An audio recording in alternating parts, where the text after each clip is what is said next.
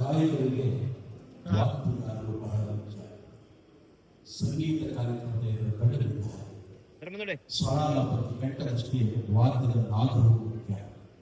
ಪಕ್ಕ ವಾದ್ಯಗಳಿಲ್ಲದೆ ನಾದ ಹೋಗುವುದು. ಸಂಗೀತದ ನಾದ ಹೊರಿಸುವ ಈ ವಾದ್ಯಗಳ ತಯಾರಿಕೆಯಲ್ಲಿ ಹೆಚ್ಚಿನ ಕೈ ಕೃಷ್ಣಮೂರ್ತಿಯವರು. ವಾದ್ಯ ತಯಾರಿಕೆಯ ಬದುಕಿನ ವೃತ್ತಿಯಾಗಿಸಿಕೊಂಡ ಅಪೂರ್ವದ ಕಲಾವಿದರಲ್ಲಿ ಕೃಷ್ಣಮೂರ್ತಿಯು ಸಹ ಒಬ್ಬರು. ತಬಲಾ ಕಲಾವಿದರು, ವಾದ್ಯ ತಯಾರಿಕಾ ಗುರುಗಳು, ಅನೇಕ ಮಂದಿ ಶಿಷ್ಯರನ್ನ ಕರ್ನಾಟಕದಾದ್ಯಂತ ಬೆಳೆಸಿರುವಂತಹ ಮಹಾನವರು ಕೃಷ್ಣಮೂರ್ತಿಯವರು. ಬೆಂಗಳೂರಿನ ಕಲಾಕುಳಿಗೆ ಕೃಷ್ಣಮೂರ್ತಿಯವರು ಮೂಲತಃ ಬೆಳಗುವಾಡಿಯವರು. ತಂದೆ ಬಾಲಯ್ಯ, ತಾಯಿ ಸುಶೀಲಮ್ಮ ದಂಪತಿಗಳು 1965 ಏಪ್ರಿಲ್ 15ರಂದು ಜನನ. ಅನಕ್ಷರ ಕುಟುಂಬವಾದರೂ ಅಕ್ಷರ ಕಲಿಕೆಗೆ ಬಹಳ ಒತ್ತಡ ಕೊಟ್ಟವರು. ಬಾಲ್ಯದಲ್ಲಿ ಅಂಟಿದ ನಾಗದ ನೆಂಟು ವ್ಯಾಸಕ್ಕಿಂತ ಬಹಳ ಮುಂದೆ ಹರಿದ ಚಿತ್ತ ಕಲಾಚಿತ್ತ. ಹಲವು ಗುರುಗಳ ಸಾನ್ನಿಧ್ಯ ಮಾರ್ಗದಲ್ಲಿ ತಬಲಾ ವಾದನದಲ್ಲಿ ಪಳಗುವಿಕೆ, ತಬಲಾ ನುಡಿಸುವುದರ ಜೊತೆಗೆ ಮೃದಂಗದಲ್ಲೂ ಅಭ್ಯಾಸ.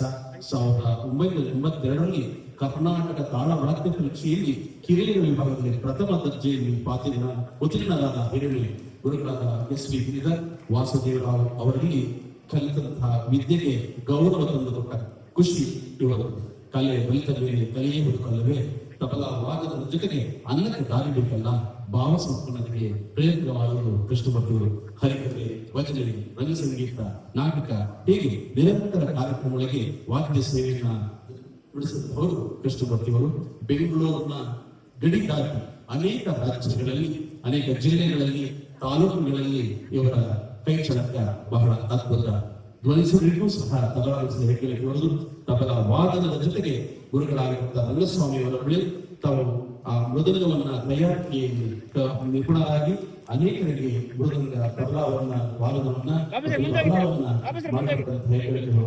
ನಾಡಪ್ರಭು ಕೆಂಪೇಗೌಡ ಪ್ರಶಸ್ತಿ ಜೊತೆಗೆ ರಂಗಕೌಸ್ತುಭ ಪ್ರಶಸ್ತಿ, ರಂಗಕೌಸ್ತುಭ ಪ್ರಶಸ್ತಿ ನೀಡಿ ಬೆಳಿಲಿಕ್ಕಿಂತ ಪುರಸ್ಕೃತರಾಗಿರುವಂತಹ ಇವರಿಗೆ ಈ ನಮ್ಮ ಕರ್ನಾಟಕ ಸಂಗೀತ ನೃತ್ಯ ಅಕಾಡೆಮಿಯು 2025ನೇ ಸಾಲಿನ ಕರ್ನಾಟಕ ರಾಷ್ಟ್ರೀಯ ಪ್ರಶಸ್ತಿ ನೀಡಿ ಸತ್ಕರಿಸಲು ಸಂತಸುತ್ತದೆ. ತಮ್ಮ ಜೋರಾದ ಚಪ್ಪಳೆಗಳಿಗೆ ಅಭಿನಂದನೆಗಳು ಕರ್ನಾಟಕ ಕಲಾಶ್ರೀ ಎಂ ಕೃಷ್ಣಮೂರ್ತಿಯವರಿಗೆ.